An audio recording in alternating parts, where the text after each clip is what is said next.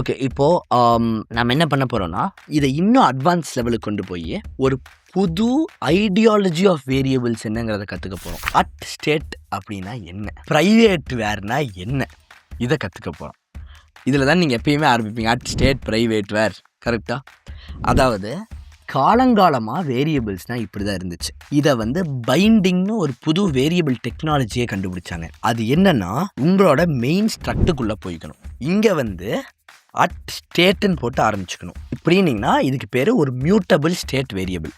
ஓகேவா? ஒரு special variable இது. இந்த வேரியபிளுக்கும் இந்த வேரியபிளுக்கும் வித்தியாசம்னா, இந்த வேரியபிளை வச்சு நீங்கள் எதை மாற்றினீங்கனாலும் டிஸ்பிளேல ஆன்சர் மாறாது. ஆனால் இங்கே டிஸ்பிளேல ஆன்சர் மாறும். Let me ask you guys one question. A equal to ஸ்விஃப்ட்னு போட்டேன், ஏ ஈக்குவல் டு ஆண்ட்ராய்டுன்னு போட்டேன். இப்போது ஏ ஈக்குவல் டு .NETன்னு போட்டுடுறேன். ஓகேவா? எனக்கு இங்கே என்னன்னு பிரிண்ட் ஆயிருக்கும்?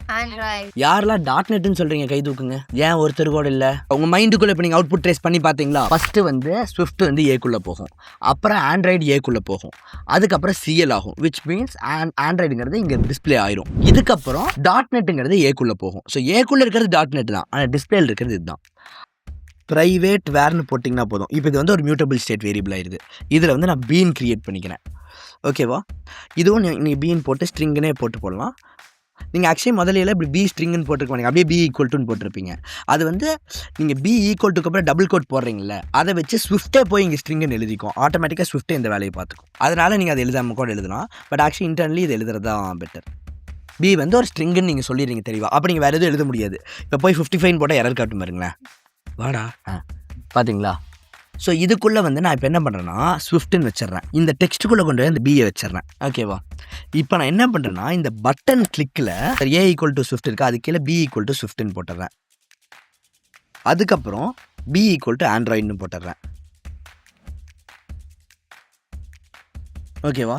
அதுக்கப்புறம் பி ஈக்குவல் டு .NETட்டும் போட்டுடுறேன். இப்போ நான் பட்டன் கிளிக் பண்ணேன்னா எனக்கு என்ன நீங்கள் டிஸ்பிளே ஆகும்? கிடையாது. பார்க்குறீங்களா? .NETம் டிஸ்பிளே ஆகும். என்ன ஆச்சுன்னே புரியல தானே? அட்லீஸ்ட் ஆண்ட்ராய்டு தானே இருக்கணும். அது எப்படின்னு தானே புரியல. அதுதான் மியூட்டபிள் ஸ்டேட் வேரியபிளோட ஒரு ஸ்பெஷாலிட்டியே. இதே நீங்கள் நார்மல் ஏ வச்சுருந்தீங்கன்னா இங்கே ஆண்ட்ராய்டு தான் வந்துருக்கு, தெரியுதா? ஆனால் இங்கே மட்டும் .NET வரும்.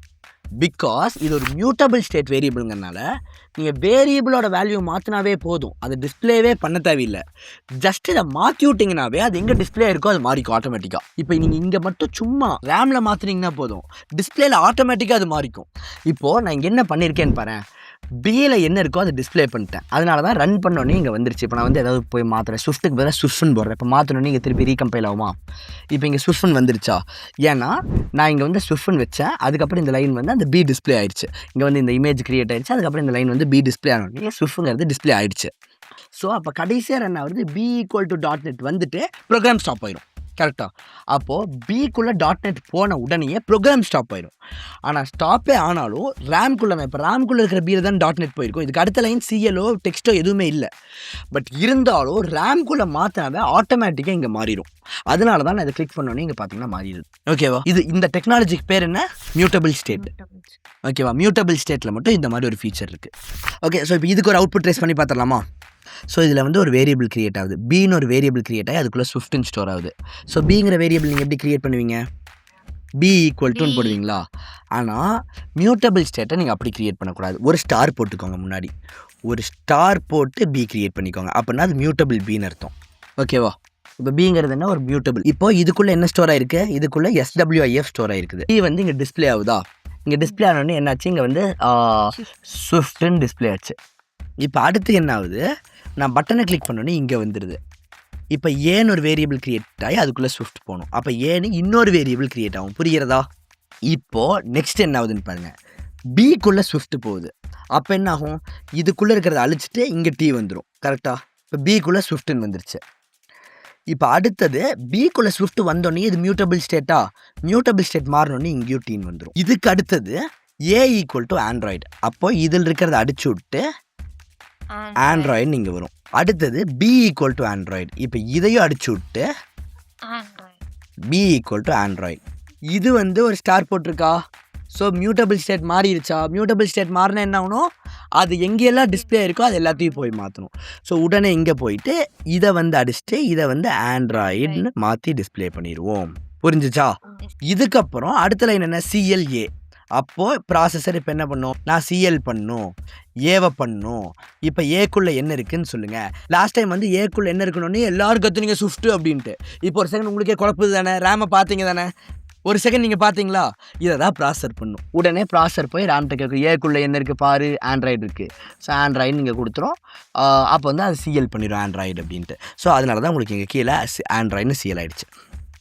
இதுக்கப்புறம் அடுத்த லைனில் என்ன இருக்குது? ஏக்குள்ளே .NET போகணும். இப்போ இதுக்குள்ளே .NET அப்படின்னு போயிடும். இப்போ அது முடிச்சாச்சு. அடுத்தது பிக்குள்ளே .NET போகணும். இப்போ பிக்குள்ளே .NET போகிறப்ப இங்கே .NETன்னு போகும். ஸோ இது வந்து ஸ்டார் போட்டிருக்க மியூட்டபிள், வெரி குட். அதனால கீழே வந்து இங்கே இருக்கிறது வந்து .NETன்னு மாறிடும். ஓகேவா? ஸோ இங்கே வந்து ஃபைனலாக டிஸ்பிளேல என்ன இருக்குது? அதனால தான் லாஸ்ட்டாக CL ஆண்ட்ராய்டு தான் இருக்குது. இங்கே பார்த்தீங்கன்னா தெளிவாக தெரியுதா? கிளிக் பண்ணோன்னே .NET தான் வரும், இங்கே ஆண்ட்ராய்டு தான் வரும். புரிஞ்சிச்சா எல்லாத்துக்குமே? Everyone understood? Yes, sir. Sure? Yes, sir.